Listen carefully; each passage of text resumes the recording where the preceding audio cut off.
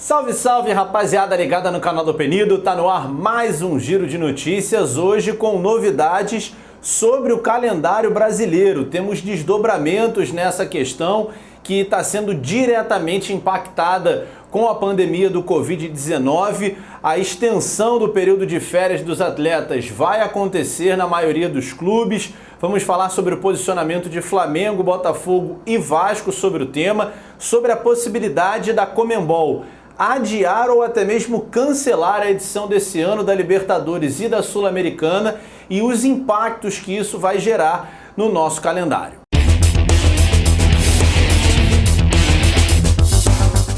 Galera, desde o início da paralisação do calendário brasileiro, há uma preocupação muito grande por aqui com o número de perda de datas que a gente vai ter nessa temporada. A gente sabe que o calendário brasileiro já é por si só muito inchado, a gente não tem muito espaço entre as partidas, muito pelo contrário, é jogo em cima de jogo, e o calendário ele fica ainda mais prejudicado com essa paralisação. O Campeonato Brasileiro, por exemplo, é tradicionalmente disputado de maio a dezembro. É muito tempo, são 38 rodadas com 20 equipes e essa é uma competição que nem começou.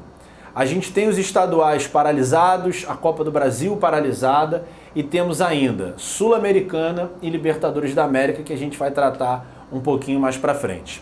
Nessa terça-feira, houve uma videoconferência entre a CBF e os clubes das séries A e B e ficou decidido que vai haver a extensão do período de férias dos atletas. Inicialmente, se decidiu por um período de férias de 20 dias, prorrogáveis por mais 10 dias, dependendo de como a situação evoluísse. Pois bem, definiu-se que esses 10 dias serão gozados pelos atletas imediatamente, portanto, durante todo o mês de abril. Evidentemente, os clubes não são obrigados a dar as férias para os jogadores. Se quiser e criar condições para que eles voltem a trabalhar, é um direito, é uma opção dos clubes. E por isso, Botafogo, Vasco e Flamengo não se pronunciaram. Porque nessa quarta-feira vai haver mais uma videoconferência entre os clubes aqui do Rio e a Federação de Futebol, que está tentando de todas as formas criar mecanismos para que o campeonato estadual volte ainda no início de maio. Inclusive o governador do estado, Wilson Witzel, que testou positivo para o Covid-19, disse que vê com bons olhos o reinício do Campeonato Carioca ainda no mês de maio, desde que se reúnam as condições necessárias para preservar a saúde de todos os envolvidos na partida, não só os atletas, mas todos os profissionais que acabam envolvidos na realização de um jogo de futebol. É claro que a gente mantém o otimismo e a federação está fazendo de tudo, o Flamengo está ali muito próximo da federação, está encabeçando esse processo, mas é difícil de imaginar, depois dessa decisão da CBF, que o campeonato estadual vá recomeçar antes da segunda quinzena de maio. Eu acho muito improvável. Hoje o cenário mais possível é de que os atletas voltem a treinar no início de maio e aí sim, depois de 15 dias, de uma espécie de intertemporada, a gente tenha o recomeço dos jogos. E mesmo assim, essa é uma tendência que vai precisar se confirmar mais à frente, porque vai ser o período onde a gente vai ter o maior número de contaminação e, infelizmente, provavelmente o maior número de mortes. Então, pode ser visto por algumas autoridades uma incoerência nessa atitude, voltar a treinar, voltar a reunir e aglomerar pessoas justamente no período de maior suscetibilidade das pessoas. Há essa dificuldade para organizar a volta das atividades, porém é uma tentativa que está sendo feita pela federação e pelos clubes encabeçados aqui no Rio de Janeiro pelo Flamengo. Se vai dar certo, só o tempo dirá. Eu acho muito difícil, como eu disse, que a gente tenha recomeço do campeonato estadual antes da segunda quinzena de maio. E se é difícil realizar partidas dentro de um estado, imagina realizar uma competição como Libertadores da América e Sul-Americana, que exige deslocamento entre países. É muito difícil, ainda mais quando a gente tem uma crise num país vizinho como o Equador. A situação é muito grave no Equador, gente. E é difícil de imaginar um mês próximo onde a gente consiga ter um mínimo de controle e condições para realizar uma partida de futebol. A gente, quando pensa o pior cenário possível no Brasil, vamos lá, setembro é garantido que a gente consegue, garantido entre aspas, né, de acordo com as previsões dos sanitaristas, que a gente consegue realizar uma partida com relativa segurança, porque a previsão é de que o vírus pare de circular até lá. No Equador não há essa previsão. E aí como é que você vai fazer uma partida num país que tem um problema como esse? Algumas pessoas chegaram a sugerir que as partidas fossem realizadas numa única cidade, evitando assim os deslocamentos.